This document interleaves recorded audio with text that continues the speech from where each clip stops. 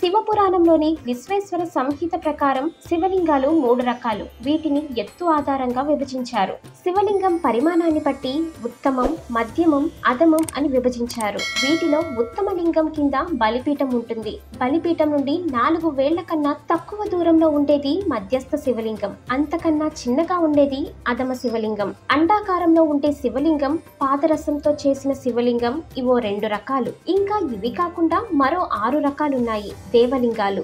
దేవతలు స్థాపించిన వాటిని దేవలింగాలు అంటారు. అసురలింగాలు. రావణాసురుడు సహా రాక్షసులు ప్రతిష్ఠించిన లింగాలను అసురలింగాలు అంటారు. అర్షలింగాలు. మునులు, మహర్షులు ప్రతిష్ఠించిన శివలింగాలను అర్షలింగాలు అంటారు. మానవలింగాలు. మానవులు ప్రతిష్ఠించిన శివలింగాలను మానవ శివలింగాలు అంటారు. స్వయంభూలింగాలు.